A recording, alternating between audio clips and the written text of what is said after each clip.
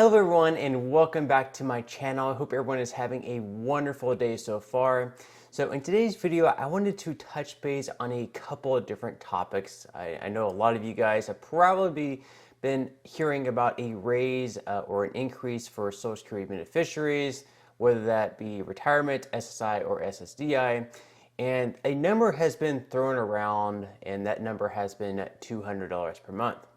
Now, there has been a bill that was released by Bernie Sanders and has been co-signed by some other lawmakers, and a lot of people are assuming this $200 raise is going to be taking place in 2023.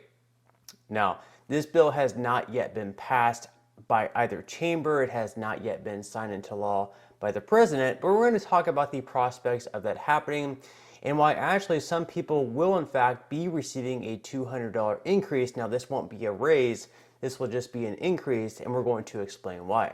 So I'm going to pull up this article first by the Motley Fool. It's titled, "Most Social Security beneficiaries will enjoy their first true, quote, raise in a decade in 2023. Here's why. So they're going to explain why people on Social Security benefits are actually going to be receiving their first true raise in a decade in 2023. So it says, "A rare event will put more money in retired workers' pockets next year. Last month, close to 66 million benefit payments were doled out by the Social Security Administration. Approximately 48.5 million of these Social Security checks were directed at the retired workers for whom the program was signed to financially protect during their golden years. According to National Pollster Gallup, which has been surveying retired workers to determine their reliance on Social Security for the past 2 decades, roughly 9 out of 10 current retirees require their Social Security income to cover their expenses. In other words, Social Security income, while not bountiful, the average retired worker benefit check was $1,677.52 in November 2022, is nevertheless vital to the financial well-being of our nation's retirees. In 2023, a majority of these retired workers are set to enjoy their first true, quote, raise in a decade. For the past 47 years, the Consumer Price Index for urban wage earners and clerical workers, CPIW, has served as Social Security's measure of inflation. If the price for a predetermined basket of goods and services increases or decreases, the CPIW provides an easy way to make year-over-year or month-over-month comparisons. Determining Social Security's annual cost of living adjustment, or as I like to call it, Social Security's raise, is really easy. The average CPIW reading from the third quarter of current year is compared to the average CPIW reading from quarter 3 in the previous year. If the current year reading increases from the previous year, the aggregate price for the CPIW's predetermined basket of goods and services has risen, and Social Security's nearly 66 million beneficiaries are in line for a benefit boost in the upcoming year." So since the CPIW from July through September of last year compared to this year actually rose by 8.7%, that's the reason that we are getting that raise. But again, it's not really a raise, we're just keeping up with what inflation actually is.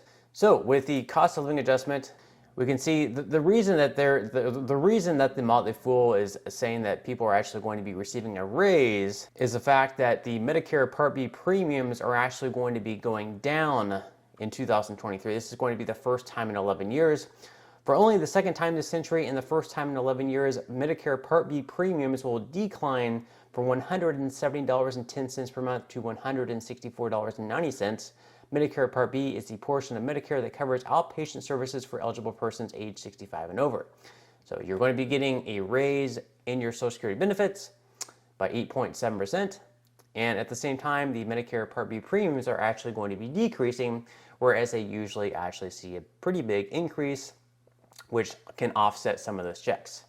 Now, as far as the $200 raise goes, and why I mentioned that some people will actually be getting this, even though nothing actually passed, this is just going to be the cost of living adjustment, is the fact that some people are really going to be getting a $200 increase just based on the 8.7% cost of living adjustment. So if we pull up this chart here, this is actually the official fact sheet from the Social Security Administration showing what changes are going to be made. So as we can see here, all retired workers, just going off the averages here, before the 8.7% cost of living adjustment, so this year on average, all retired workers would have been receiving around $1,681 per month. In 2023, that average is going to be increasing up to $1,827 per month. This is going to be a $146 increase on average. So on average, all retired workers are going to be receiving less than $200. Then we have all disabled workers. On average, this year they would have been receiving $1,364. That's going to be increasing up to $1,483 in 2023. So that's just going to be an increase of $119. So again, less than that $200 threshold. All recipients of SSI are going to be falling short of $200. Even if you receive the very most that you could have received this year, which would have been $841 per month for individuals, or $1,261 for couples, at the very most as an individual, you'd be making $914 next year, which is an increase of just $73, so not very much there. And then, of course, if you receive the maximum Social Security retirement at your full retirement age, you'll actually be receiving a $282 increase every single month for 2023. So you can see here for 2022, the maximum Social Security benefit, if you retire at the full retirement age, would be $3,345 per month. In 2023, with that 8.7% cost of living adjustment, that is going to be boosted up to $3,627 per month, which again is going to be an increase of $282. So you can see here that some people are actually going to be receiving an increase of $200. In this case, it's going to be $282. So if we look at the thresholds, basically what you have to do again is, in order to calculate how much you're going to be receiving for 2023, is just to take whatever you have now and multiply that by 8.7%, which is going to be 1.087. So the minimum amount that you would have to receive this year to receive a $200 increase would be $2,300. And we can figure that out by taking $2,300, multiplying that by 8.7%, that comes out to $2,500. So if you received $2,300 this year, next year with that 8.7% cost of living adjustment, you're going to be receiving $2,500, which is going to be a $200 increase. So again, this is an increase, it's not a raise. We're just really keeping up with the rate of inflation, which again, some alternative methods actually show that inflation is actually much higher than 8.7%. But again, 8.7% is certainly better than nothing. If they did not have these automatic adjustments coming in, you have to question whether or not lawmakers would actually ever increase these benefits. But of course, again, like I mentioned earlier in this video, there is another bill that you probably heard a lot of, which is actually a $200 raise. This was a bill created by Bernie Sanders, and then we also have some other lawmakers signing onto it, such as Peter DeFazio, Elizabeth Warren. And while it's possible something like this could pass, there's a lot of information out there that say this is something that's definitely going to happen in 2023. This is just not true. And the reason why this is not true is because we just don't have a lot of broad support.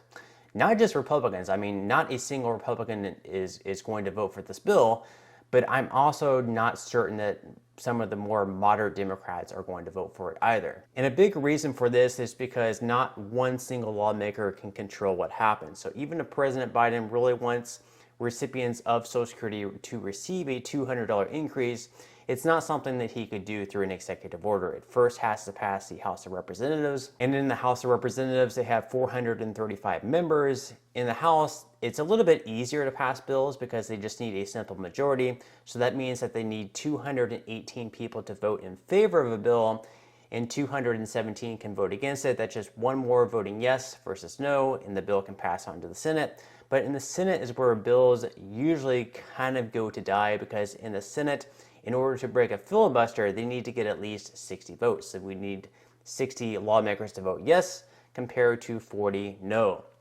If 59 vote yes and 41 no, the bill does not pass on to President Biden or whoever the president is to sign into law, and the bill ultimately dies. So it's really hard to get 60 votes, because right now, for example, this year, there are 50 Republicans and 50 Democrats. Next year, it's going to be 51 Democrats and 49 Republicans.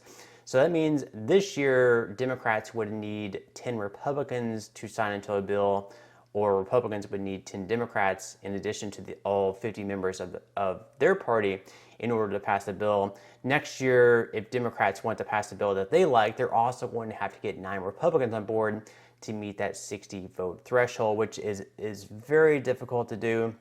And the last time that a party had sole control of the Senate, where they had at least 60 members of the Senate, was just a 4-month period from September 2009 to February of 2010. That was when Barack Obama was president. That was just for 4 months. So it's very difficult to have, full party control in Washington. I mean, there are different ways around that. You can have reconciliation bills. We've seen Democrats do that with a few different bills over the past couple of years when President Biden entered office. So it is definitely possible to pass certain things with reconciliation bills, but that is something that you cannot do with Social Security benefits. We cannot pass bills, apparently, that have to do with Social Security through reconciliation bills. So this is something that's more than likely not going to happen. If they try to pass this through the House, it could possibly pass since Democrats have control at least this year. Next year, again, Republicans are going to have full control of the House. They're going to have the House majority. So if Republicans are against a $200 raise, more than likely it's not going to pass. So this is something that's more than likely not going to happen. So yes, some recipients of Social Security will be receiving a $200 increase for next year, but that will only be for people who are receiving at least $2,300 this year. So I do hope that helps. More than likely the raise won't happen, but some people will be getting a $200 increase. Most people, however, will be receiving a lot less than $200. So again, I do hope that helps. And on that note, I'm going to go ahead and wrap up this video. But before you leave, if you would like to receive up to 12 free stocks, my partner in Webull is currently giving up to 12 free stocks and $5 worth of Bitcoin to people who both open an account and then deposit any amount, even as little as 1 penny. Now, once you deposit the 1 penny on the account and you receive your free stocks and you decide, hey, I don't want to invest at this time, you can actually transfer the 1 penny that you deposited into your account back to your bank account, and then you can sell your stocks, which should have a value of right around $50 or possibly more, and then you can transfer that $50 or more back to your bank account as well. So really just some free extra money with just a few minutes of work. But on that note, I'm going to go ahead and wrap up this video. Again, if you enjoyed the content in today's video and you would like to see more like it, I would definitely appreciate if you would give this video a like. Subscribe to my channel if you have not already. And until next time, I hope you have a wonderful rest of your day, and I'll see you in the next video.